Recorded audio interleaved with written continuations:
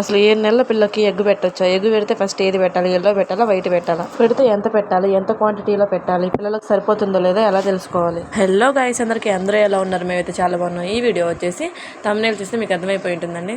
ఇంకా ఎగ్ ఒకటే బాయిల్ చేస్తే గ్యాస్ అయిపోతుంది కదా, గ్యాస్ వేస్ట్ అయిపోతుంది కదా, అసలే గ్యాస్ కష్టాలు ఉన్నాయని చెప్పేసి నేను ఇంకా కింద గిన్నె పెట్టి దాంట్లో నీళ్ళు వేసి ఎగ్ వేసి తర్వాత పైన చిల్లు గిన్నె పెట్టి దాంట్లో స్వీట్ పొటాటో వేసి ఇంకా స్వీట్ పొటాటో అయితే ఆవిరి కుడికిస్తున్నాను అనమాట. రెండు కలిసి వస్తాయి కదా అని చెప్పేసి. ఇంకా మ్యాటర్లోకి వచ్చేస్తే నేనైతే మా హనీకి 7th మంత్ వచ్చిన తర్వాత వాటర్ అయితే స్టార్ట్ చేశానండి. బిఫోర్ 7th మంత్ నేనైతే వాటర్ కూడా తాగించలేదు, ఓన్లీ నా మిల్క్ మాత్రమే తాగించానండి. ఇంకా 7th మంత్ వచ్చిన తర్వాత నేనైతే చిన్నగా వాటర్ అయితే స్టార్ట్ చేశాను. వాటర్ స్టార్ట్ చేసిన తర్వాత నేను బనానా అయితే స్టార్ట్ చేశాను. బనానా అయిపోయిన తర్వాత కొంచెమైనా ప్రోటీన్ ఉండాలి కదా పిల్లకని చెప్పేసి ఉగ్గు పెడదాం అనుకున్నాను. కానీ ఉగ్గు చేసే టైము ఓపిక నాకు రెండు లేక ఇంకా ఎగ్ పెడదామా అని చెప్పి చాలా ఆలోచించాను. ఇంకా ఎగ్ అయితే బాగా ఉడికించుకోవాలండి. మనం నార్మల్గా ఉడికించుకునే దానికంటే కూడా బాగా ఎక్కువ ఉడికించుకోవాలండి, ఎందుకంటే పిల్లలకు అరగాలి కదా. అందుకని చెప్పేసి బాగా ఎక్కువ ఉడికించుకొని దాన్ని అయితే మిక్సీలో వేసుకొని బాగా మెత్తగా ప్యూరీ లాగా అయితే చేసుకోవాలి. వాటర్ కొంచెం వేసుకోవాలి, ఎక్కువ క్వాంటిటీ అయితే వేసుకోకూడదు. వాటర్ ఎల్లో ప్యూరీ అనేది నేను వీడియోలో చూపిస్తున్న విధంగా అయితే రావాలి కన్సిస్టెన్సీ. చాలా మంది ఏమనుకుంటారంటే అమ్మో చెప్పేవాళ్ళు బాగానే చెప్తారు, అసలు 7 నెలల పిల్లకి ఎగ్ ఏంటి, అందులో ఎల్లో ఏంటి అనుకుంటారు కదా.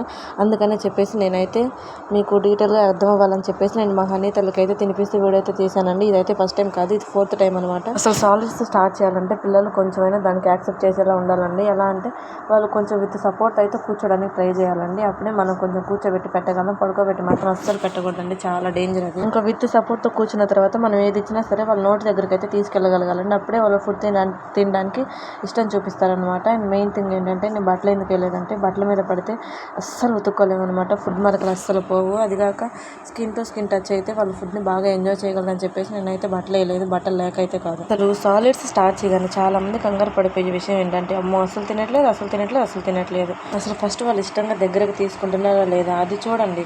అది చూస్తే వాళ్ళు చిన్నగా ఒక్కొక్క స్పూన్ అయితే పెంచుకుంటూ పోతారు. ఒక స్పూన్ తిన్నా, 2 స్పూన్లు తిన్నా అది కడుపులో ఉండాలి. కానీ 4-5 స్పూన్లు పెట్టి వాళ్ళు వామిట్ చేసుకునేదాకా చేసి ఆ తర్వాత అమ్మో అసలు తినట్లేదు కక్కేస్తున్నారు గోల్ చేస్తాను. చాలా మంది అలాంటి వాళ్ళు చెప్తున్నారు. ఇంకో విషయానికి వస్తే పిల్లలకు అసలు సరిపోయిందో లేదని ఎలా తెలుస్తుందంటే 2-3 స్పూన్లు తిన్న తర్వాత వాళ్ళు నోరు అటు ఇటు పక్కకు తిప్పటం, వామిట్ చేసిన ఫీలింగ్ అయితే తెచ్చుకుంటారు అనమాట. అప్పుడు వాళ్ళకి సరిపోయిందని అర్థం. ఇంకా అక్కడితో ఆపేసాం అనుకున్నప్పుడు అప్పుడు వాళ్ళు హ్యాపీ, మనం హ్యాపీ. ఇంకా వీడియోలోకి వచ్చేస్తే మా హనీ అయితే వద్దని ఏడుస్తుంది అనమాట. వీడియోలో చూడండి మీకు అర్థమవుతుంది. నేనైతే ఇంకా 1 లాస్ట్ స్పూన్ అయితే కొంచెం ట్రై చేశానండి, కొంచెం అయితే తీసుకుని ఇంకా తర్వాత నాకు వద్దని చెప్పేసి అటు ఇటు తిరుగుతుంది, మీరే చూడండి.